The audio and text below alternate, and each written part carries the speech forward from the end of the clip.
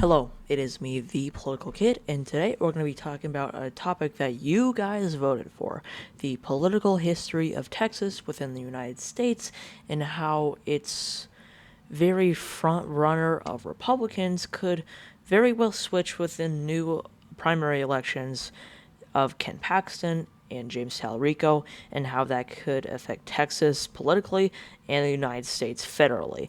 So, to begin, Texas was really, like most of the Americas, founded by immigration. Therefore, when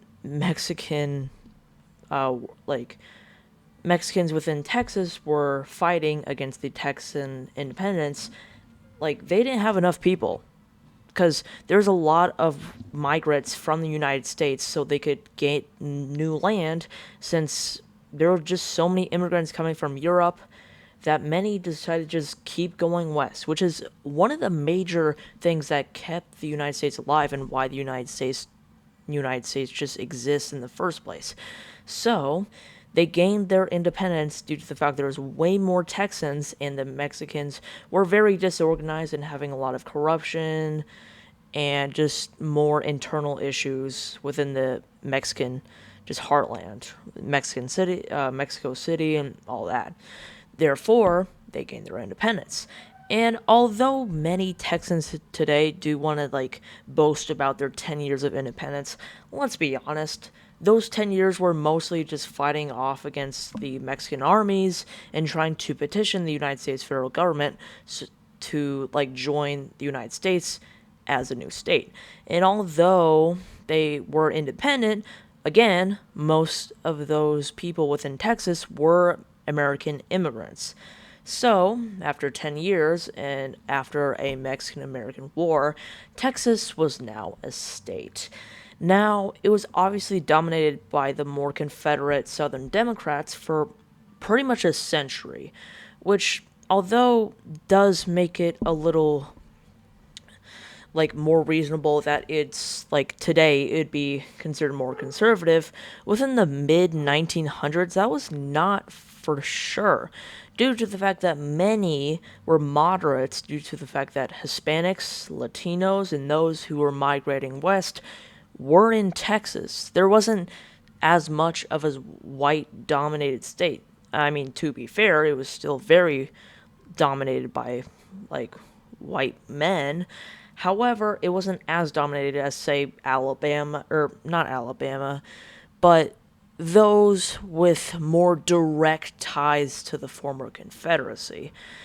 So, in this place, there were many senators, representatives who were more moderate in the fact that a former Confederate state would be, since they weren't in the deep, deep South, but they were still very, very sympathetic to Confederate causes, and even today, there's many groups that support former Confederate ideals. Not to say the entire state is, but some groups are still there.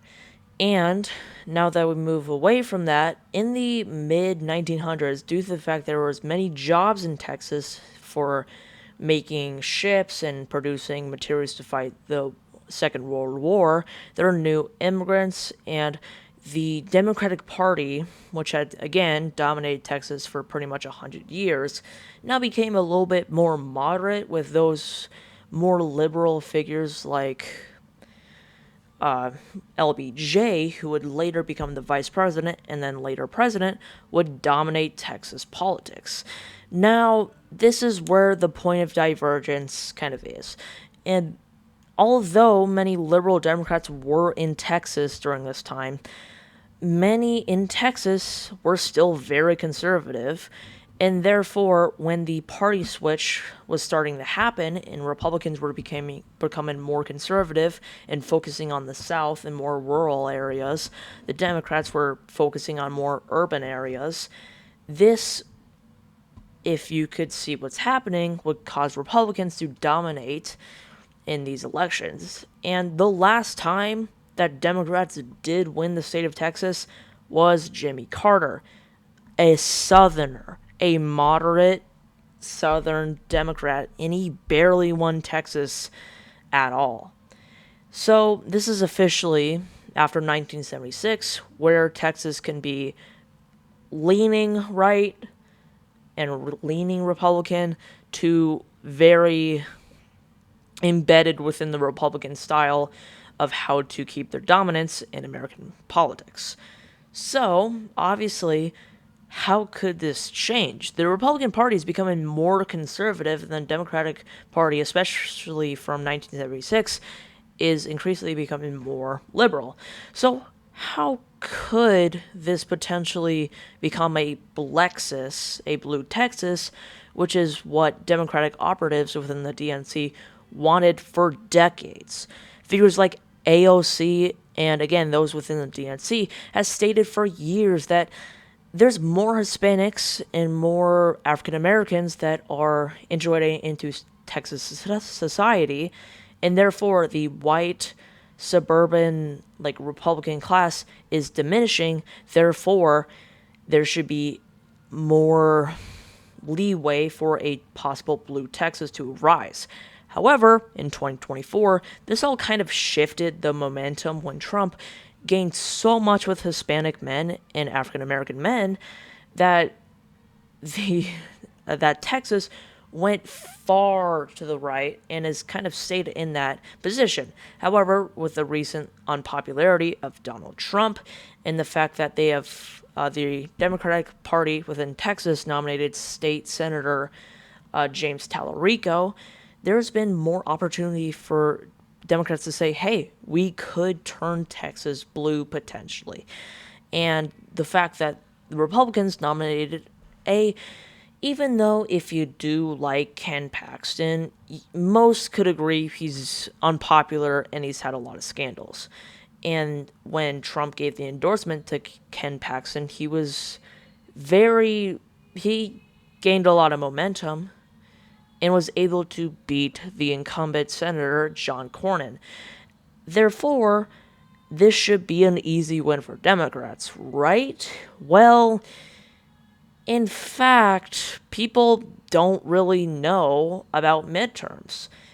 And even though this specific election of of Texas has been very publicized, there's still many people who won't vote as much in the midterms who would vote in the presidential elections. Therefore, there might be less increased turnout, and although there is an idea that increased turnout favors Republicans or Democrats, which I'm going to be honest, increased turnout probably favors Republicans a little bit more.